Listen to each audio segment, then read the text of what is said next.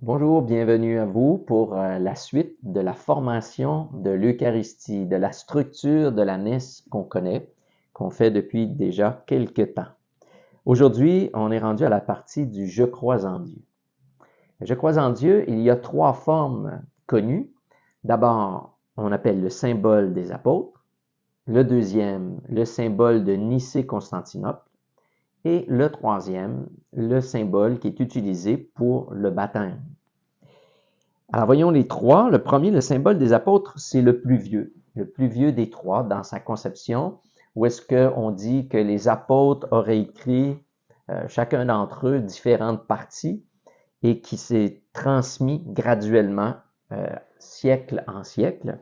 Mais le symbole des apôtres s'est forgé d'abord avec les persécutions en quelque sorte, parce que les apôtres étaient incarcérés, interrogés, menacés, et on leur demandait d'arrêter de croire en Jésus-Christ, arrêter de proclamer qu'il était Dieu, et les apôtres faisaient quasiment l'inverse, en proclamant leur foi, en leur disant la raison pour laquelle ils étaient là, ce en quoi ils croyaient, un Dieu unique, un Dieu en trois personnes. Et en même temps, ce Dieu-là, qui est de toute éternité, ce Dieu-là a créé et a fondé son Église, sur laquelle on repose aujourd'hui par le baptême aussi qu'on reçoit. Donc, le symbole des apôtres, le plus connu, le plus, je dirais, le plus récité facilement le dimanche. Il est important aussi de connaître le symbole de Nicée-Constantinople, qui vient quelques années par après, et lui, il vient répondre à des affirmations, à des hérésies de l'époque, où est-ce que justement, avec l'arianisme, on niait la divinité du Christ. On disait que le Christ n'était pas Dieu, mais qu'il était incorporé au Père et que le Père lui donnait une mission particulière, il lui donnait une responsabilité, mais ne faisait pas partie donc de Dieu lui-même, donc étant une personne créée et non pas incréée.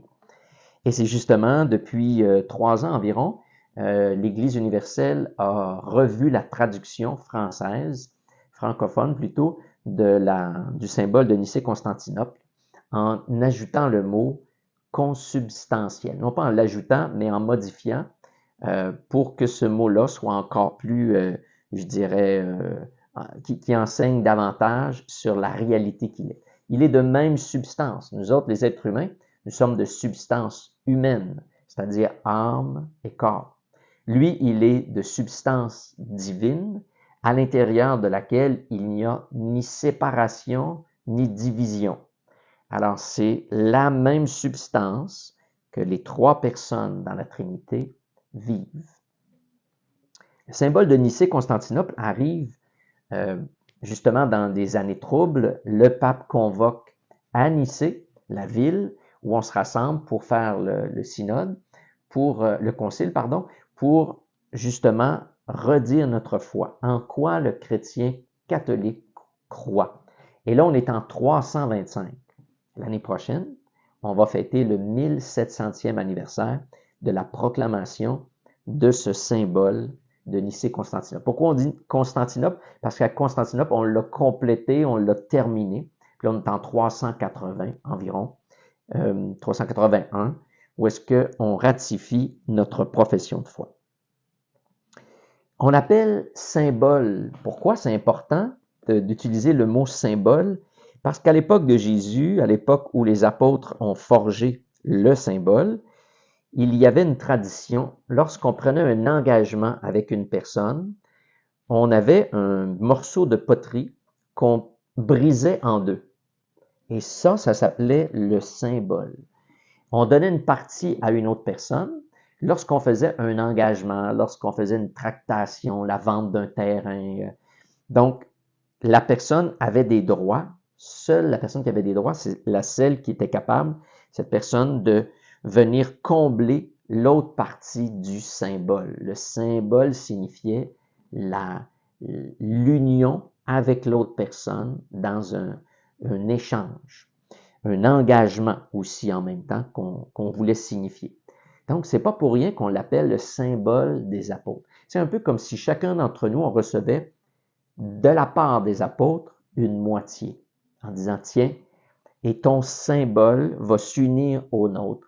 Nous, on fait l'engagement avec toi de te transmettre la foi, et toi, avec ton symbole, tu nous montres que tu es de la même foi que nous. Cette foi-là qu'on a reçue de la part du Maître, du Christ Jésus, et qu'on vous transmet aujourd'hui.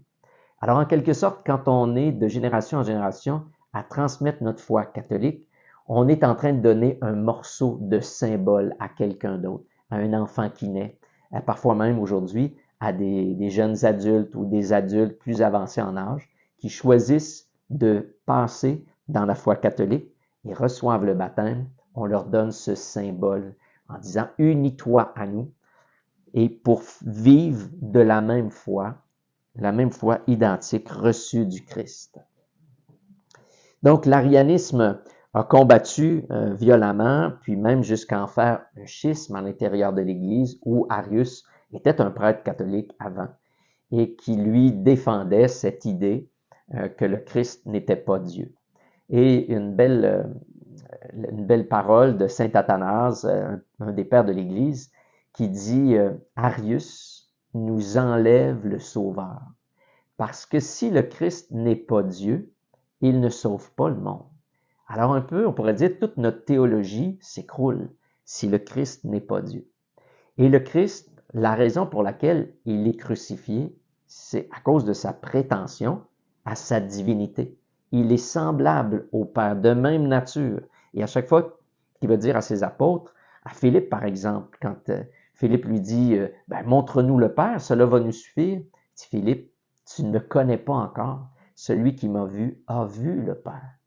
Donc le Christ, à tellement de reprises, on est capable de relever qu'il nous enseigne qu'il est bel et bien, lui aussi, Dieu. Ça nous mélange, hein? De temps en temps, on dit, il y a des personnes qui me disent, il est le Fils de Dieu, donc c'est pas le Père, donc c'est pas Dieu. Mais attention, si les trois personnes dans la Trinité sont Dieu, mais avec des missions. C'est simplement des missions qui sont différentes, mais ils ont cette même substance. C'est environ au 11e siècle qu'on décide officiellement d'introduire le « Je crois en Dieu », le symbole soit de Nicée-Constantinople ou le symbole des apôtres, à l'intérieur de l'Eucharistie. Anciennement, avant ce temps, il était utilisé seulement lors du baptême, mais on s'est mis à trouver que c'était important d'entendre, de réentendre régulièrement notre profession de foi à nous, les catholiques. À l'intérieur de la proclamation du symbole des apôtres et du symbole de Nicée-Constantinople, l'Église, dans la liturgie, nous invite à s'incliner, à faire une légère inclination de la tête. Alors, on s'incline un tout petit peu lorsqu'on dit « Par l'Esprit Saint, il a pris chair de la Vierge Marie et s'est fait homme ». Ou bien, dans le symbole des apôtres, quand on dit « Qui a été conçu du Saint-Esprit », est né de la Vierge Marie. Donc, à ce moment-là, on s'incline. Dans la liturgie, on prie pas simplement avec notre intelligence, on prie aussi avec le corps. Lorsqu'on fait le signe de la croix, lorsqu'on va se mettre à genoux, on fait une génuflexion. Lorsqu'on va se lever pour la proclamation de l'Évangile, on s'assoit. Notre corps parle. Et lorsqu'on prie, on ne s'installe pas n'importe comment. On ne s'installe pas de la même manière qu'on va écouter un film à la télévision. Lorsqu'on prie, on se place dignement pour rencontrer le tout autre qui vient se révéler à travers un moment d'intimité, de prière. Donc, à l'intérieur de la liturgie, nous avons à poser des gestes, à signifier avec notre corps ce qu'on est en train de dire. On est en train de dire à Dieu, Seigneur, on s'incline devant toi. Toi qui es plus grand que nous, toi qui es vraiment le Dieu que je reconnais, je veux t'adorer, je veux t'apporter un respect simplement dans le petit geste de l'inclination. Donc, c'est les grandes lignes. Et puis, le troisième, c'est le symbole qui est proclamé lors d'un baptême, où est-ce que le ministre, le prêtre, le diacre ou l'évêque va interroger les parents et les parrains-marraines au nom de l'enfant. Si c'est un petit bébé qui est baptisé, alors on est conscient que l'enfant ne peut pas professer sa foi, mais sa foi repose donc sur la foi de ses parents et de ses parrains-marraines. Donc, on pose les questions en 3 blocs. Les 3 premiers blocs, c'est d'abord pour renoncer au mal, à Satan, au péché. Alors, le ministre pose les questions, renoncez-vous? Renoncez-vous à 3 reprises? Oui, j'y renonce. Et à 3 reprises, on proclame notre foi. Un peu comme Pierre qui va professer 3 fois son amour pour le Christ. Alors, quand le Christ va dire, m'aimes-tu? Oui, Seigneur, je t'aime. Alors, on professe de manière tripartite notre foi. Crois-tu en Dieu Père? Crois-tu en Dieu Fils? Crois-tu en l'Esprit Saint et à l'Église? L'Esprit Saint est, comme on pourrait dire, la phase de l'Église jusqu'à aujourd'hui. Alors, continuons de professer notre foi avec enthousiasme, avec profondeur, de réaliser à chaque fois qu'on le dit, les mots qu'on est en train de dire, puis de dire vraiment, je crois en toi, Seigneur. Je crois en toi, Dieu, Père, Fils et Esprit. Alors, on se revoit dans la prochaine capsule qui va continuer l'explication de l'Eucharistie.